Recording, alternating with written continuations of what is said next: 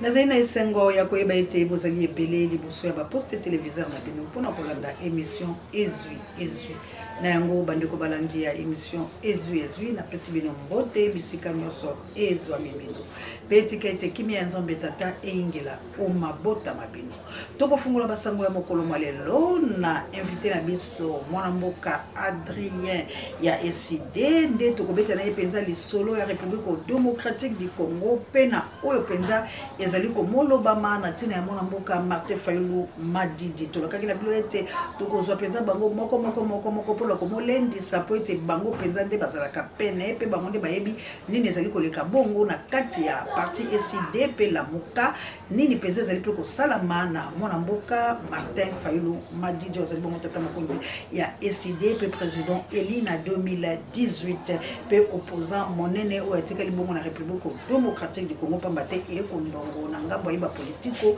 mingi ba kondima ete misusu pe ba kokoba kaka koloba ete ye ateki mboka ye asali boye ya mona tokoyiba penda kubeta lisolo yango na mona mboka Adrien Malenga plutôt oyo ya SID mokambi monene kasi yambo penza to zoye na nzela ya singa to ko sola pe maima koleka Daniel Sapu na ngambo la Daniel Sapu akomona na te na ngambo kuna likambo ya ba viole ya ba mama ya prison makala na yango penza bandiko na ngai bo s'abonner massivement na chaîne à Libération vous partagez mes émissions vous likez vous tcha ba commentaire ba suggestion pe ba j'aime lolenge mwana mboka de Bruno mwana mère de Bruno na Autriche à Salaka penza lolenge juka ama number 1 océan de la presse na France à Salaka lolenge maman Célestine na France à Salaka papa Michael Mikolomeleki penza Mikelik makanaki prisonnier de Josie na Autriche lolenge pe ba ko partager mes émissions merci l'équipe pour la télé na États-Unis d'Amérique mana na kunya de l'Angleterre États-Unis d'Amérique mama ya moto mojali moto mozima mite assalamu alaikum na ba musulman na biso penza mama jawa pe na bilo batu na South Africa na mboka ya Gilo mpingana na nalo mpinga gipe merveille kitoko pe papa na mama vraiment merci na Big Daniel Ngenda na mboka ya ngamo continent Angleterre pe Clovis Tamutunga merci encore une fois Nikota Mutunga Nzambe aleka peza ko batela bino bisika nyonso bozali Dieu talo take tumbakale ko to bokela ko defa pekato kilamena akene pe pasteur William Mocarmen to ko belo pa na tina ya bana penza bitelo bizali bana bitike ba kolela pasteur na biso yondo zakara biso elongo penza Nzambe apambola yo kilamelo kela biso pasteur Willy to ibongo na posa na yepo na kosungela biso bana ya bitike na mo Carmel kabelo mpesa video la courenza la kitango yeka ka sirisi a koti na chambre na e kureke minute le kakite toyoki boom libanda boom do baye ko buka biso porte esika ya mama baye ko buka biso porte ba buki biso porte na kati tozalaka na bakangaka crochet pe batie fungola mais jour wana to comprenate na kati bakanga te mais babuki ka fungola batiaki libanda porte fungwami bazoya ba jeune garçon ba prisonnier lokola biso to moni ba prisonnier lokola biso to mona kineti ke baye po babimisa ba soutenir biso po to e bakobima or bazoya wana bazani bango nyonso bolumbu balatika bakaleso décalé bamisu basimbi bambeli bamisusu batimbi batungle bamisu bayena bayepasola ya minene bayepasola bambeli na kati ya prison bayepasola na bambeli na kati ya prison or prison même prison to ça ata Gillette apambe kota te mais bango jour wana bazaki na bambeli tramutina bambeli penda ya minene bambelo ya mike ya cuisine bazaki na biloko ebele babandi kopesa pesa mbongo soko pesi mbongo te babandi mbala moko bakati bilamba soni ezalaki te malgré courant ezalaki te mais libanda ezalaki na lumière tozomona omwa bakotindika mama moko batie ye na mbeto bazolala mama ya 95 ans mama ya 95 ans aza na prison akokaka même pas kotelema bakorda et même pas liberté provisoire nga na part na nga bayepesa mbongo nazalaki na mwa mbongo napesi bango croyant bakei baye kolala nga 9 personnes bazolala liboso na sima bazozwa bayoko viole nga na nsima ti liboso bamisusu batelemi bazolesa yo biloko na bango wana ya sali te bano ngai na boti. Mais nayoki ke bato ba prisonnier ebele mingi ya basi baza ya kotonda na sanatorium oyo ezo mérité soin accompagnement ya l'état. Je peux même dire que l'état bosani bango sana ki sezalaka te. Sana ki sezalaka te. Ngai kutu soki place na vani ya na ngai ayaki na mbongo te asombeli nga ba ordonnance mbe na polaki. Sana ki sezalaka te. Donc bato mingi ya prison ya basi ba violaki bazana sana. Mingi bazana sana neti mwana mwasi moko azaki na zemi à terme un 9 mois. Ba viola ye 9 personnes ba viola ye. Si lelo azana sana. Akenda na sana kaka pasi wana ya violence ba viola ke wana ba memi mbangu na sana poche les yeux pasuka ki sur place akei na sana aboti ba benga ki nga ba bi aboti. Mais il fonctionne ndeni gouverneur na bino wana iparaza na secrétariat rapidement parce que vidéo exactement gouverneur na biso nani ambaza na ba congélateur na ba prison ateka kama ba sucre na kolia prison mutaza na ba congélateur na ye ateka kama pa ateka ba nani wana za gouverneur général ateka kama pa ateka ka ba sucre na ye ateka ka biloko belé na pavillon na biso 9 pe bateka baza ba congélateur bateka ba jus ba gouverneur na ba secrétaire de ba gérer kango. Pardon madame, mais na viol nyon c'est ça qui na trouble ça qui gouverneur général il y a ba pavillon na ba gouverneur à chaque pavillon apparemment bazali attaqué té. Non, ba kangaki ba gouverneur nyonso ya ba pavillon sauf gouverneur général air na obima na monaki ye. Donc, gouverneur général, il faut, ministre Constant Moutamba, au nom de l'État de droit, au nom de l'Union sacrée, pour l'image de notre Congo, votre dossier est stoppé. Ce dossier est à la booster. Cette femme qui parle, elle est dans un état bola d'avoité. Azama Kolako Vimba, tous la caméra, je parle beaucoup de détails. La Miss Soulanga, elle a une pression. Il y a la structure des Nations Unies, il y a un corps diplomatique. Il faut ouvrir l'œil. Il y a besoin à témoigner. J'ai dit non. Tout règlement en interne. Donc, il y a plus de 200 femmes. Dans le pavillon 9 violées. Au magistrat pour qu'il y ait sambate, baza condamné. Le gouverneur général, le gouverneur de pavillon, doit être interpellé. Il paraît qu'il y a un secrétaire rwandaise. Le secrétaire rwandaise, il y a un pavillon 9. Donc, pavillon 9, gouverneur, Akenda déjà des Akenda déjà, ok, bref, bon, voilà, c'était ça la vidéo. Et nous nous arrêtons là pour aujourd'hui à suivre l'image de la République. La force d'un État, c'est quand on sait respecter les femmes, on sait considérer les femmes. Chef de l'État, Excellence, Monsieur le Président de la République, il y a plus de 200 femmes dans le pavillon 9, dans la prison à Makala, violées, sans soutien, sans traitement. Bazokufaka moko moko. Il a encore temps de sauver des vies. Merci. Na banza bandeko balandi wana bolandi tozwaki mwa ndambo ya video wana ya mama kosembola likambo la bango ya viole pe lolenge kani na sanatorium ba mama bali bongo bayike likambo yango to ali kosenga bongo na l'état congolais bo veiller penza likambo oyo pe justice esala musala nango boni bakoyiko ya kobuka na prison Makala boni bakoyiko ya kosala makambo ya mabe bongo na ba mama bo yoki ndenge mama lobi asemboli bilo ba tramotina ba biloko ya mike ya mabe pe ba koti na yango fama ba violer ba mama ba koyoka somote pe likambo ya ndenge na justice e ko lembisa yango likambo nini peza liko sala kati ya République démocratique du Congo bande ko na ngai mana na ngana kunya dola ngai e ko pesa pasi Charles Chobo to ali bongo na posa la bino penza ba mama missionnaire na plus 32 na mboka nita babe foko yo moto pe ba ko ka Lumumba yako la mama Odette wako po etabungisa ki ya endeko wako pe yako pe na wabiso mama Pierrette peut-être le bibilo pe ba ope bokolela to ebite nzambe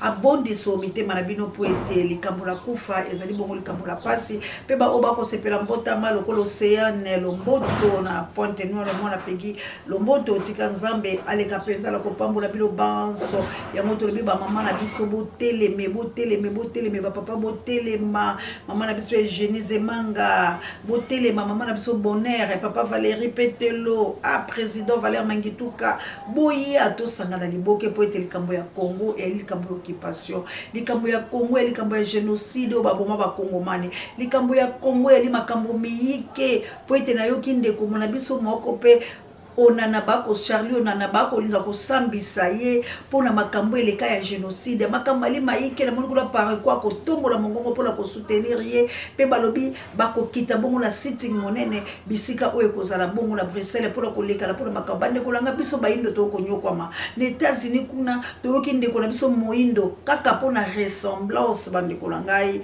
baboma bato bakotela bango na ndako yangani innocent mwana mobali ya bato innocent bazu bakanga ekaka po azali moindo babomaki ye mokolo mwa lobi soki na banzite ezalaki pasi pe bato bakosala ba marche na États-Unis d'Amérique ok bato bakela kotika ba pétition ebele pour koloba ete ba libérer Bezuzi aboya ko libérer mona mobali wana babomi na nzela ya kopesa etonga ya mabe mona mobali wana akufi kaka po akokana ka elongi na moto basali ba empreinte basali ba enquête na libota ya bato oyo babomaki ndeko na bango bakeiti kosamba balobi ezali mona mobali ote nde aboma ndeko na biso kasi motema mabe ya mendele makambo bakosala biso po ete biso toali bayindo ndeko na biso wana kufi bamobomiye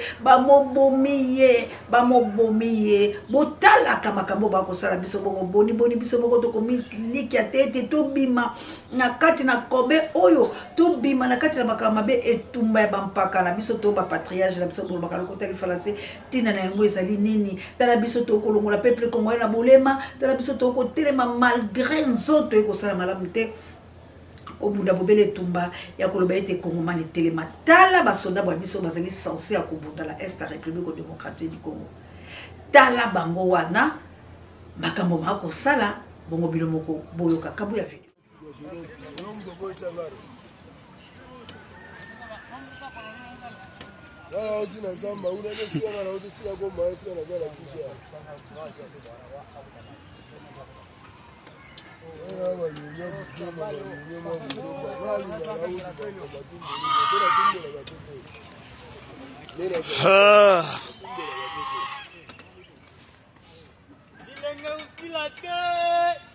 Borotuna oya matate a profité et ofele.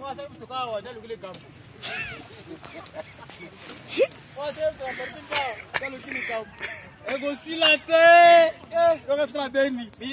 Yo kapsala beni. Toto ko bituma e23. Yo sona break sona boati. Si pasi pe mao. Kasi wapi mapinga kosala jomba nyekese. Akimi kuna lobite M23 ko ya mbangu guerre nini na kozwa pe lifutite tikala le katarano na michata jemba na minyolisa boko yoka lisona bako bako betela soli bocheli toyi bali boko na ngambo ya este kuna na Ituri eliko pesa mawa bande kolangai mboka na biso etchechwami mboka na biso ekei eloko ya malonga ezalite arrestation likolo arrestation toko beteli solo ya Jacques Ndala mona mboka Félix Antoine Tshilombo kaka biso ete anero ezali ko nyokola bato ezali ko kanga bato boloko ya mike oyo badaye ko nyokola bato na ekeke na ye akokanga yango kasi eska kangi aner tala anera Félix et violele biso Jacques Ndala tala assassinat ya mona moso pa leki na mona etando eke eloko ya pasi moto akonyokola ngo bolandaki avocat ya Jacques Ndala asemboli yango lisusu bokolanda ndeko eza likambo ya soni malobi lokola ye asa pandi mpoke ali leloko akosala te alors tout congolais likambo ekoki kobimisa soulèvement te tout congolais likambo tokoki kose soutenir te bino bato boli koseka boli banyama kasi biso nyonso bakokanga biso bayiba Congomani maloko etonda kasi na maloko yango misala bakosala bato yango ete sika tosepela la aner to sepela la bakangi ya boye to sepela la ba police ya boye to sepela ba loki ya boye esenge to tombola monoko la biso pe mongongo ma biso moyokala na tina yete makambo masila boni mutu akoye kozala la troupe moko ya babandi po basala ka batu makambo ya boye boni lokumu ya aner ezali ko beba pona makambo ya lolenge oyo Félix kangela biso maloko bato bandimela kiyo bangola basa konyokwama biso tolobaki ti libango ke Félix akosa eloko te kolanisa biso te kolanisa nzambe tata bandeko bomoni makambo yango twali koloba la régie bolukela biso mona mboka bobela biso ye po ete na ye tokabola mwa minute 15 etikali tokotikela mona mboka maloba po enda loba po ete makambo ezali na ngambo na bango ezali kobima na République démocratique du Congo bazali nde komo bebisa biso na tina ete bandeko biso na biso topotana la chabienne mama sociale bomononoko bobungi boye biso toyali na posa na bino bomononoko likambo yango yani mpasi. Allo mbote mwana mboka papa Adrien. Boni santé na ngambo na bino kasi.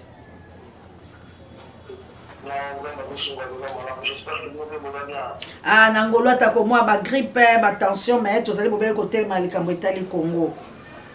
Tolukaki yo penza mingi pamba te na likambo litali mwana mboka président Martin Fayulu Madidi na ngambo la epenza makambo makoloba maya somo kasi yambo peza tokota na kati ya likambo ngo pe mituna po tokotikela o penza sembola na ibato po ete bino bwali bato bovandi na ye pe boyebi vision na ye pe ata kwa koyebisa bino nyonso te me boyebi penza nini peza ina kati na ye yango bwali tikino lelo pene na ye kasi boni na nous procès ya mwana mboka Jerez. Merci beaucoup pour l'opportunité de se réunir sur la Baïroka. Voilà, les gars, mon procès à la jeunesse. Je crois que le procès est bandaki déjà mardi. Il y a un inspecteur général à la police. Donc, on va voir la mission bandaki procédure de Messingaki. Maintenant, procès bandaki, on s'est dit que c'est moi qui mardi. Alors, juste la préférée qui que il va envoyer à faire un rôle sur le 8. Donc le 8 il y a mois prochain.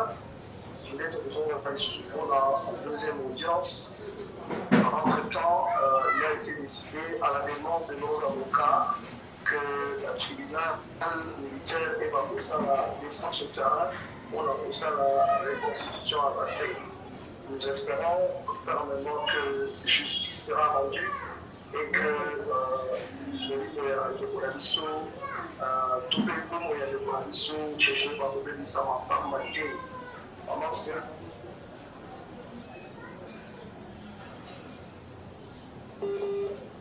Andeko connexion attend quand on va makambo ya malamu. C'était de la part de M. Kabila. Maintenant, je m'appelle M. Félix. Encore le changement à l'autre. Tu sais comment il a été assassiné à Goma, membre SD. Comment dire, on est sous Davin Kalala, on a qui lâchement abattu par la milice de l'île de Prince à la 10e rue. Et maintenant, voilà, Jerez Manganza qui a été assassiné, abattu par un policier devant notre siège. Donc, nous pensons que ça n'est pas c'est justice, ça et nous allons utiliser tous les moyens pour que ces bandits-là subissent la rigueur de la loi. Matondo mwana mboka kasi na ndenge peza boko tala yango boko lika ete justice penza akobimisa pena makambo ya mwa motuya to pe boko umbela kaka kende la justice à République démocratique du Congo pe mwana mboka nzoto moyemo yoko beba kuna la frigo. Bon, déjà, la chef d'accusation a été retenue contre le fameux policier. Il y a une notion qui violation de consigne. Et puis, deuxièmement, il y a qui meurtre. La violation de consigne, nos avocats n'ont même pas eu à poser plusieurs questions parce que même le commandant qui était avec ce policier-là avait démontré que ce policier avait violé la consigne. Parce qu'avec cette loi, parce qu'il y a combattu. Alors, le capotali meurtre, il est en deuxième chef d'accusation des enfants de l'homme pour te démontrer. Mais maman, c'est la réalité des alignés. Réalité des alignés que les policiers représentent dans la tenir à la police. Bazali ba policier bien formé. Bazali ba milice et des personnes qui l'envoient. Là, la force du progrès pour la Félix Zaza incapable de construire des salles à bâcher des salles à terre.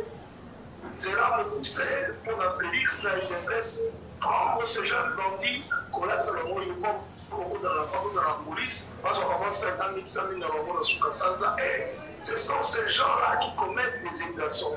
Parce que, ça veut le témoignage, je crois, après les ans, beaucoup de la détaillité, mais l'écoute qui a fait déborder la base, ils ont dit que quand ici, policier, le président élu a appuyé par Yango. Alors le policier a insulté le président élu, a fini la maman président élu, a coupé comme ça, d'ailleurs, moi je me dis, est-ce qu'un policier formé pour aller à la police? Pourquoi c'est inviscéral contre Martin Fayulu? Non, ce sont les minabilistes de l'IDPS mal formés, en fait, qui seront à la police. Ce sont ces gens-là qui sont en train de nous matraquer, qui sont en train de nous menacer. Donc, nous allons, Maman Océan, on a fait suffisamment de bruit sur cette affaire. Maintenant, procès audience est bandit, et nous n'aménagerons aucun effort pour que cet assassin-là soit condamné conformément aux lois de la vie. Merci vraiment mwana mboka kasi likambo ya motuya siko ezali ete mobembo ya mwana mboka Martin Fayulu Madidi na mboka ya États-Unis d'Amérique bayi bakongomani bakoloba ete mwana mboka akei bongo kokutana na tata mokonzi mwa ekolo mwana mboka Félix Antoine Tshilombo na tina ete bayokana po ete ye aya ko distraire peuple aya ko sala rôle monene ya ko lembisa peuple la kati ya komba po ye azali kozela bongo gato na ye tango boko yoka nyungu ya makambo wana Martin Fayulu très Martin Fayulu Madidi ako distraire bato Martin Fayulu Madidi na politique ya Papa Tshisekedi eko sala bino boni pe ya solo tomoni ete mobembo pe ya mwana mboka président eli ya 2018 mokutata mokonzi ya SID azali pe na mobembo na États-Unis bokoloba nini na likambo wana Maman Océan lokuta monene oyebi bino kozali bapatisango kozali bato olukaka information ezali malamu mpo kozala na source mpo kozwa ba information maintenant nasepelaka mpe koyebisa bato ete il faut que les gens étudient tomanyola toyekola politicien aza liboso na ngai azali nani parcours na ye ezali nini. La seule question qu'on a posée dans le Maman Océan, qu'est-ce que Tshisekedi Tshilombo peut donner à Fayulu qui soit plus que ce que le peuple lui a donné? Il faut qu'on nous réponde. Et là, on dit que Félix a compris ça Fayulu, ou l'équipe au peuple a fait ça y est, ou Fayulu a fait le Félix. Il faut que les gens arrêtent. Il ne faut pas oublier les combats de cet homme. D'abord pour l'information, parce que le Congolais aime bien spéculer. Le felon au maquin, les Aïkolobapé à son âme, Kitubatuba et les Kitro. Et ça, c'est dommage. Au lieu que Batouba soit la sérieux, faire des analyses sérieuses, traiter des questions sérieuses, ils sont dans la superficialité. Je vais poser l'importance de l'Oumapoka d'Escamoté. Papa Martin Fayulu Madidi, ça fait à peu près 3 semaines déjà, il a une série de conférences par au sein de l'époque aux États-Unis, la New Jersey. La New Jersey, nous avons la conférence à l'université à Princeton University, la New Jersey, où il va parler du Congo, il va parler du défi du Congo, et il va parler des pistes de solutions du Congo et selon la carte nationale. C'est un programme qui a une invitation à notre programme de M. Félix Tshilombo. Félix Tshilombo a trouvé les Nations Unies, je pense même qu'à ce moment, il est même aux États-Unis. Il a déjà quitté selon notre information. Il n'est même plus aux États-Unis. Donc, dire que Martin Fayulu a gagné le coup de la Tshilombo, n'a pas tiré les États-Unis, c'est un mensonge. Maman Océan. Votre papa s'en a dit que Martin Fayulu m'a dit a eu plusieurs propositions avec qui nous posons à souci à compléter, mais les choses n'ont pas été marquées. La zone appelée dans le monde, on a évité aussi connaître ça. L'actuel président kenyan, après les élections chaotiques de 2018, est venu ici, au Congo, pour proposer à Martin Fayulu le poste de premier vice-président de la République pour résoudre la crise. Des raisons, il y a refus pour Martin Fayulu à ici à l'objet. Premièrement, poste wana ezali na kati ya architecture institutionnelle ya biso te. Constitution est voter, on ne peut pas changer l'architecture institutionnelle pour satisfait. Ça c'est un. Et puis de deux, il faut qu'on respecte la volonté du peuple. La vérité des urnes doit triompher. Il a refusé. Deuxième proposition, non, comme dans l'architecture institutionnelle, la minorité va faire son poste à Premier ministre. Le peuple m'a élu comme président de la République. Vous ne pouvez pas réduire l'expression du peuple comme président Premier ministre. Je ne peux pas être Premier ministre de quelqu'un qui n'a pas été élu par le peuple. Rappelez-vous de la fameuse phrase. Il y a un personnage qui était son directeur de campagne de l'opposition. Nous n'allons pas. Félix Tshisekedi déjà dans la qui même. Il voulait qu'on travaille avec lui, mais nous avons dit qu'on ne va pas serrer une main sale. Ça, les gens doivent le savoir. Mais nous avons continué le combat. Félix Tshisekedi a débauché dans la Mouka. Il a fait ses consultations ici. Katoum est allé là-bas, il a pris de poste. Mon père a été avec nous, il est allé là-bas, il a pris des postes. Je me rappelle même pour Bazaï, il m'a dit 4 ans de quitte, 4 ans de quitte. Les gens oublient vite. Mais parce qu'il n'y avait pas l'intérêt du peuple là-bas, parce que nous ne reconnaissons pas ces pouvoirs. C'est un pouvoir illégitime. Ça sera paradoxal de notre part d'aller soutenir un pouvoir illégitime. Donc les gens doivent avoir ça en tête. Et plusieurs sollicitations sont venues. Nous avons dit notre combat, c'est pour restaurer la souveraineté de notre peuple. D'abord, il faut qu'on respecte la volonté du peuple tel qu'elle est exprimée dans le sol. Nous sommes dans ces combats-là. Donc, les gens peuvent spéculer, peuvent dire tout ce qu'ils veulent dire. Tout ça, c'est la casse-main. Nous avons suite à la rencontre à mon employé pour les Tshisekedi dans les États-Unis et les amis. N'importe quoi. Au lieu de s'occuper des choses importantes, les gens sont dans la futilité, les gens qui sont dans la périphérie, alors que le pays est en danger, alors que la nation et l'État congolais est menacé dans son existence, les gens sont dans la distraction. Donc, le Kouta, mon aîné, le contemporain Martin Paul Manidi, à la Princeton University, la New Jersey, à Kosolola, la niveau de l'université conférence à mon aîné de contracture, il est invité par nous. À Otaki d'ailleurs, il y a au moins 2 mois, nous avons, comment dire, le congrès à Parti démocrate américain, invité par Joe Biden. L'université est parce que l'Amérique a une monture à l'Amérique à Mayel, à un level, à un niveau, à un background, pour qu'on permette donc c'est comme ça. Ce sont des conférences importantes qu'on a eu en tant que leader politique. Et puis elles allaient important parce qu'après ça, il y a pas Mayel, on a le ciment, et puis c'est comme ça qu'on fait la politique. Merci mon Mboka. Moi, Botuna Moko Yelio Awa la plateau. La diaspora congolaise, où il va parler du Congo, parler de la situation catastrophique du pays et proposer des solutions en compte de l'économie sociale et puis à qu'est-ce que lui entend par la cohésion nationale. Donc voilà un moment où c'est une véritable information. Il y a continuer à spéculer. Il est hors de question qu'il y ait une rencontre entre Martin Fayulu et Tshisekedi et ça les Martin.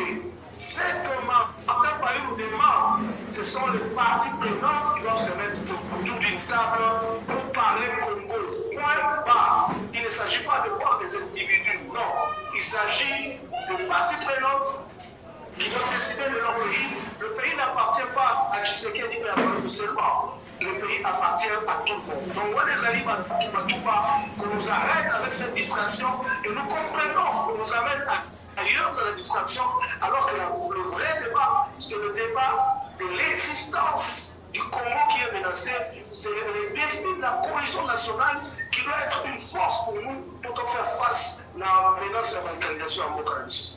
Matondo mwana mboka mutuna moko elinga na plateau awa ya ndeko Ikala azali bongo na mboka ya Paris alobi mboka la biso ezali occupé alobi tudinaka papa Adrien mboka ezali bongo na kati ya occupation mwana mboka Martin Fayulu Madidi azosala tournoi na ke États-Unis akendaki azongi abaluki aye la cohésion nationale sikoyo pourquoi akokaka te kosala article 64 directement pona nini azali kokima yango na kosala biso ba démarche oyo ko aboutir na eloko te na mutuna ona koloba nini La évité ce qu'il ne comprend pas, en tant qu'amica dans les lots, pour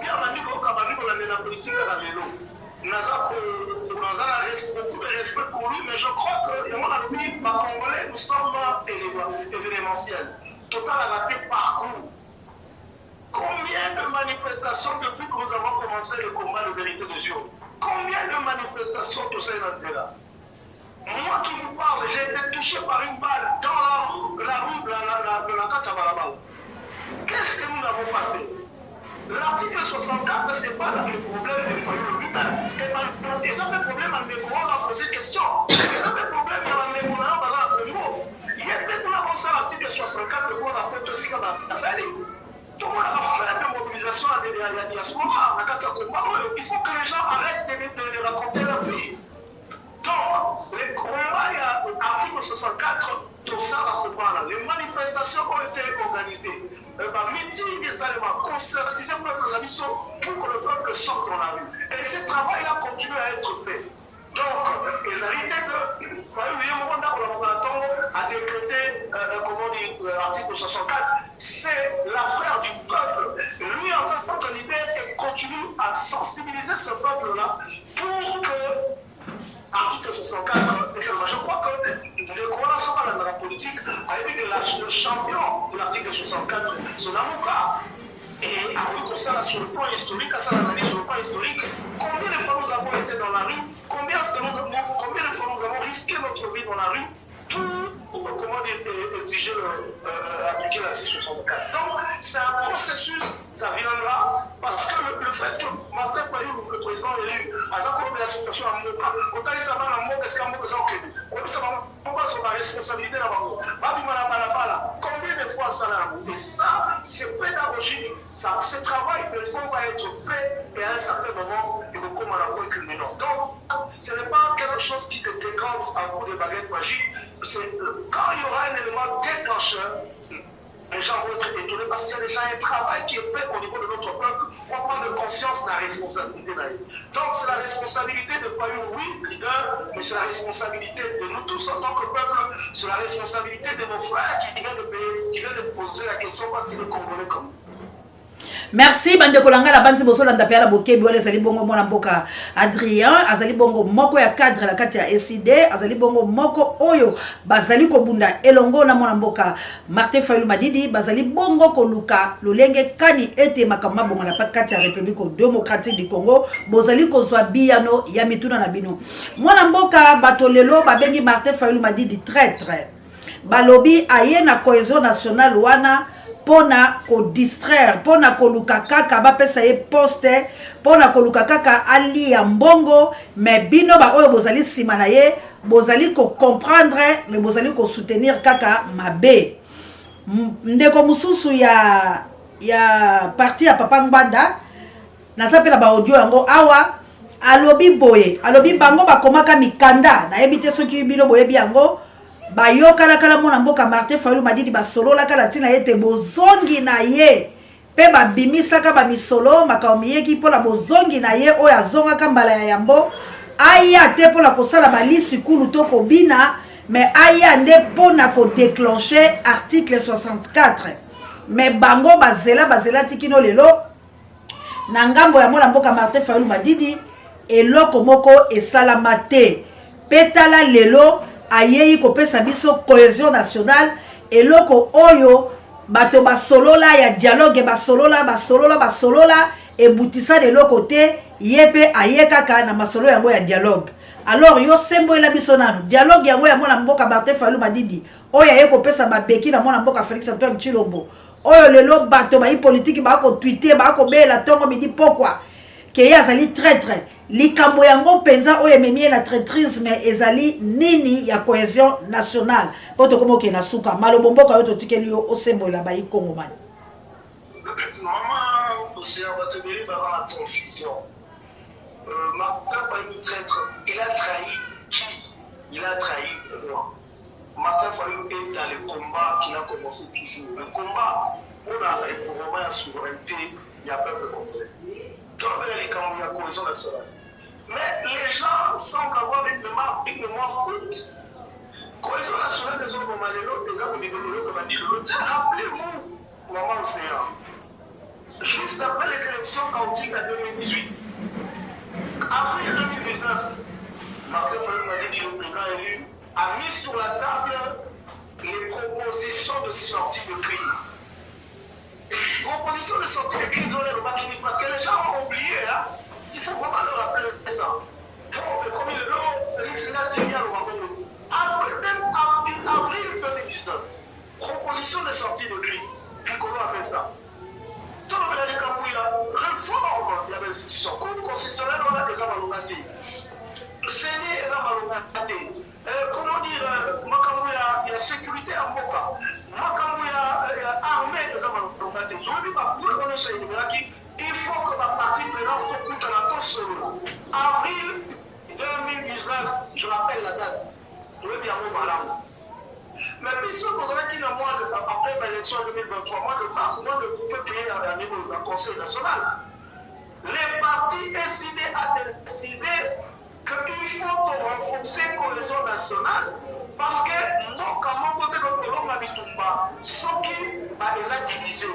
Même il n'y a pas un royaume qui peut résister ce que ça divisé à l'interne. Il faut renforcer la cohésion nationale pour sauver la République démocratique du Congo. Il commence à minimum maman océan. Bato oyo bazali kobanga bakongole basangana toyokana tosala faire face contre Rwanda. Eza bato oyo bayebi bazwa bokonzi na minduki. Eza bato oyo bavwala pour l'exploitation illégale ya minere na est. Baza na intérêt te Congo tozala bomoko otobatela mabele ya bakipe na biso.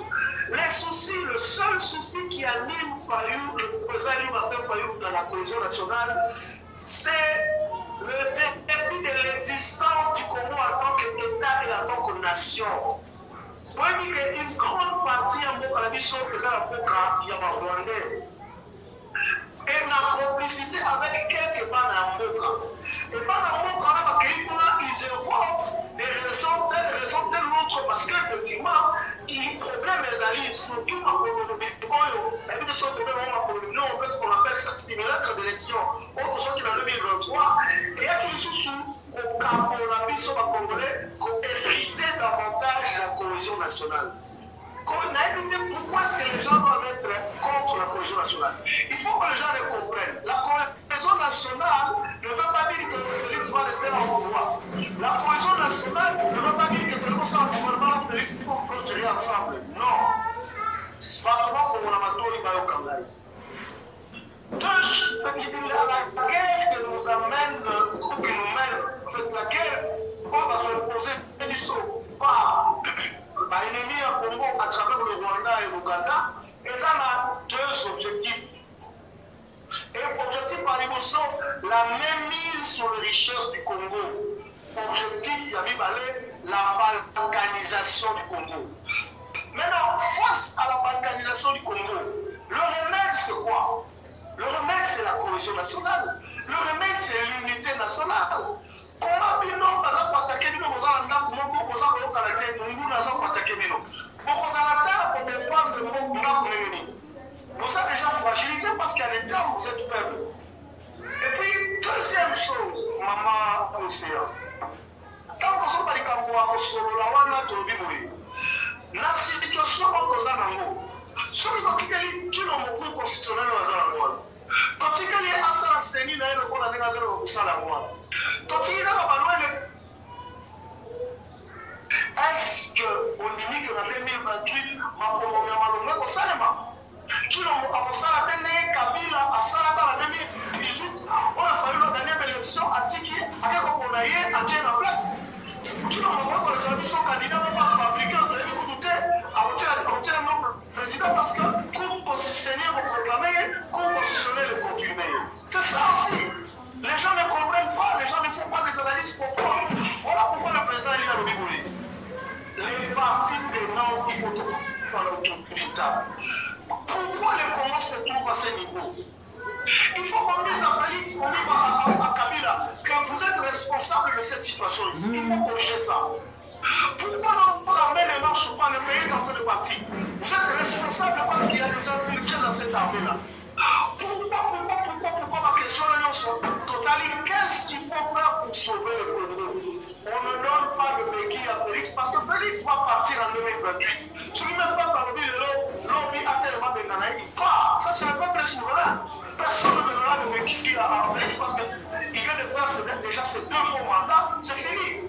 Même le cabinet qui parle, il doit comprendre que Kabila ne sera plus jamais président de ce pays parce qu'il a fait ses 2 mandats, c'est fini.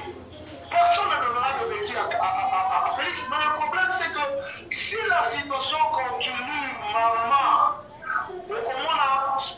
l'année prochaine, ça sera le Rwandais qui viendront diriger ce pays ici. Je vous dis, il faut éviter ça à tout prix. La cohésion nationale fait en sorte que le peuple n'a soit conscience que le peuple est en danger. Nous sommes les leaders politiques pour sensibiliser le peuple pour la communauté de la Boca, pour parler la route aux agresseurs rwandais. Parce que pourquoi Kagame n'est pas agressé les choses? Avec les solutions à la Boca. Non, là, c'est qui? Non, là, c'est moi la Congo. Mais ce qui, quand on a fait Kagame a coûté au moins pour 4 émissions. Malgré ma le Congo, c'est la ligne rouge qu'on ne peut pas dépasser. Les intérêts du Congo, c'est la ligne rouge qu'on ne peut pas dépasser. Est-ce que Kagame a eu un Makassi? Il y a non, ma maison de la Congo, c'est pas moi, le M23, c'est ça le Congolais eux-mêmes et tout ça. Non, parce qu'il a trouvé le fichier, le cachet. Les rituels de la cohésion nationale, de l'unité nationale, ne permettent de m'abandonner dans la salle sur la Moussa. Et c'est ça.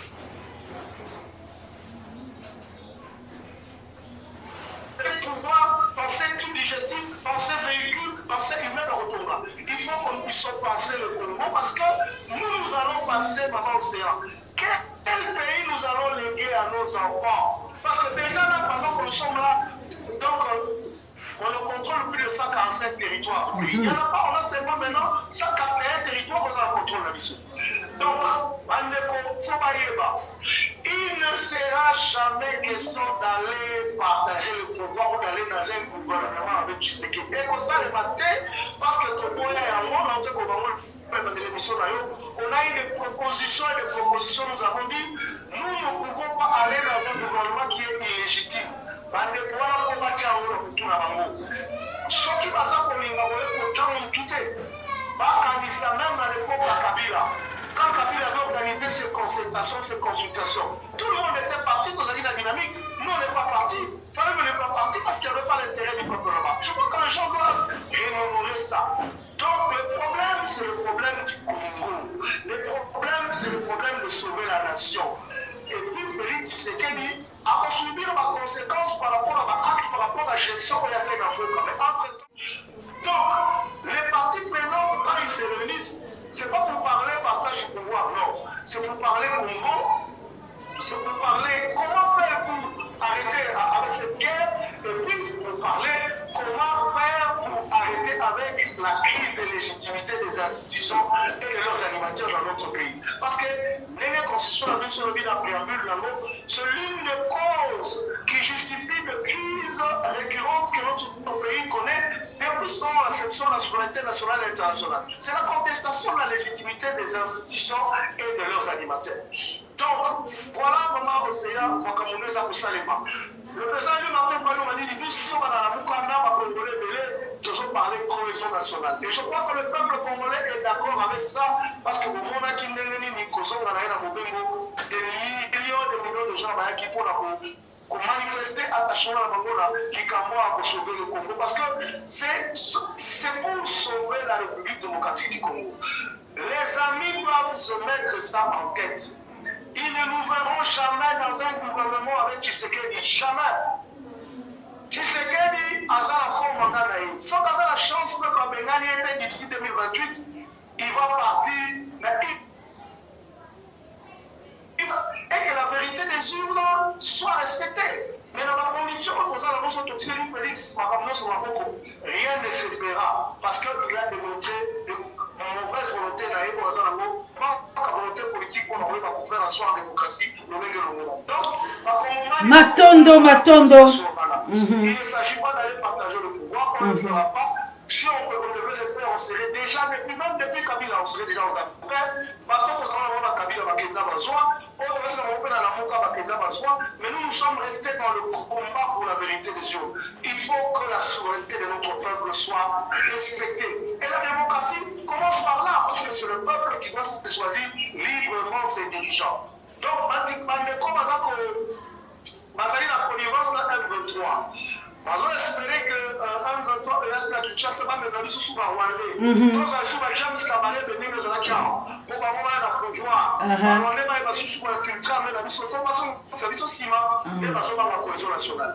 Mais les Congolais à solo, ils vont sauver Moka. Bazo les gars étaient tous à la Moka. Tous sauver Moka contre l'agression extérieure. Et puis on va s'occuper des milices. Parce qu'il doit partir, et puis il faut aussi que toi, papa, pour permettre que l'année 2028, l'élection à l'amour et le cas. Moto peuple à Koutouna, il y a des agents de côté.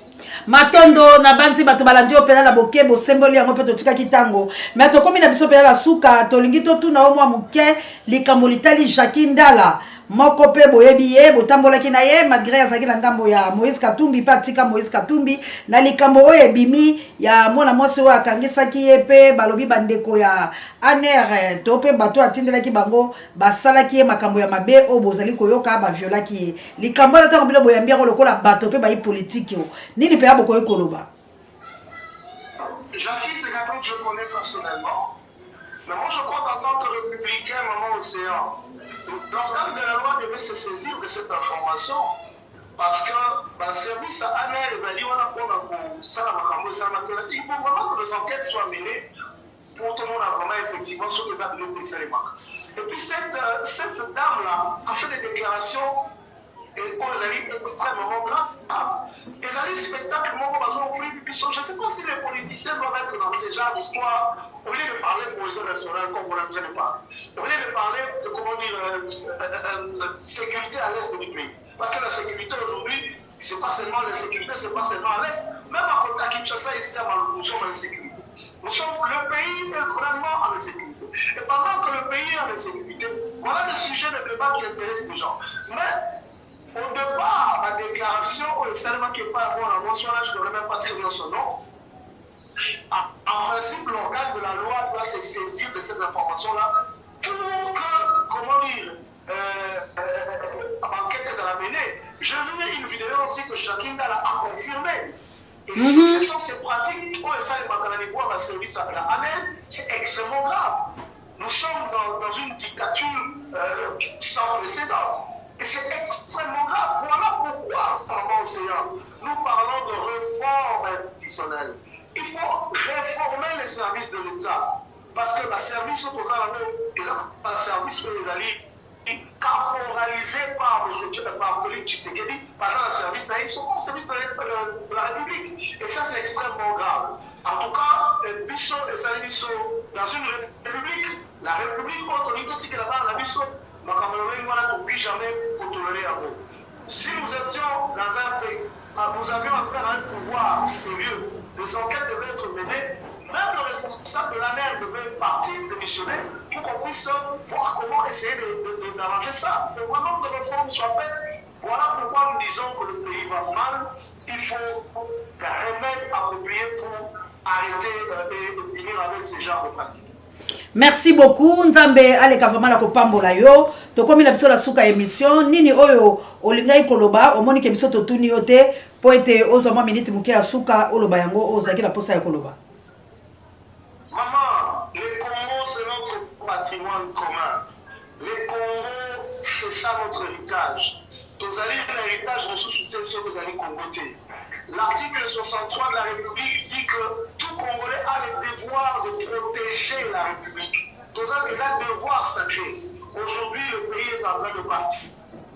Nous devons nous regarder en tant que filles et fils de ce pays et arrêter cet état de choses. Il faut vraiment à tout prix, cohésion nationale des autres. Comment on a pu sur la Congolais, on doit faire face à Bénéni, Bazali, Kolinga, Congo, la Congo, parce que je vous apprends, maman océan, la minute où le Kagame veut passer la vitesse supérieure pour déjà commencer à confirmer les administrations dans le territoire de nos Azuala et pas de la Bukata Congo, pendant que nous sommes dans l'administration. Donc, Vraiment, ma Congolais, pour que Congo, nous avons le devoir sacré de le protéger. La cohésion nationale, c'est la solution face aux menaces de la balkanisation que connaît notre pays aujourd'hui.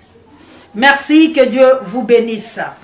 Bande ko balandi na banzi wala commentaire ezali te bolandi penza la bokebi pe ba symbole pe balobeli kambo ya Congo ezali pasi pe mawani to lo balabino bo s'abonner massivement to ko bunde tumba ya sensibilisation ya conscientisation ya éveil patriotique pe ko longola peuple congolais la bolema na tina ete ekolo wa biso etambola malamu mama do na Suisse mama na Jolie la Suisse bilo banso bisika biso ezwa mibino ba mama ya moto mojali botelema pour ko bunde lekolo wa biso mama jawa ba mama ye botelema bilo nde bato sungaka mama Emily Nzemba 12 pepela metolo botele mabisika nyoso bozali pe moko ya molandi na biso makasi penza akolanda mikolo pe ko partager mama na biso Myriam Messa na matete bana ya oni britannique na mboka ya Thierry Charamayo vraiment nzamba pambola bino mama na biso Myriam Messa mama wana akolanda biso penza akokomela biso tikanzamba pambola yo mama Myriam Messa tozaina openza ilongo partager mes missions sala bobele bosala yo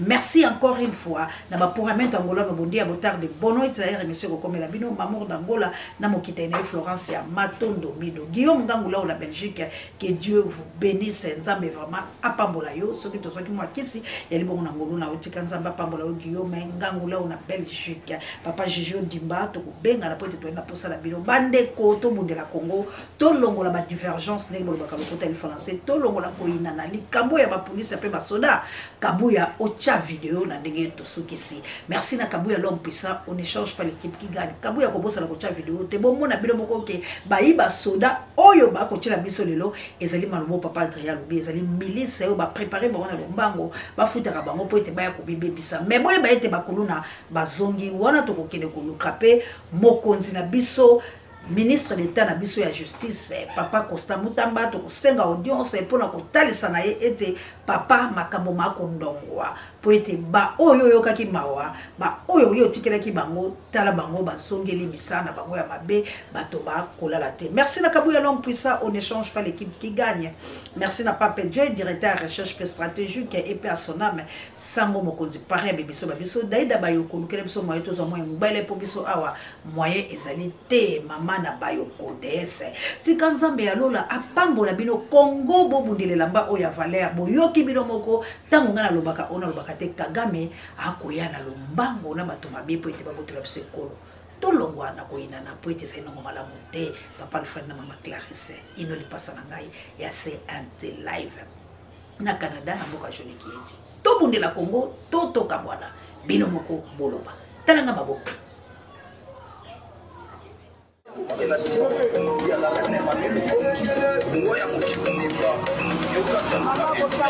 Général,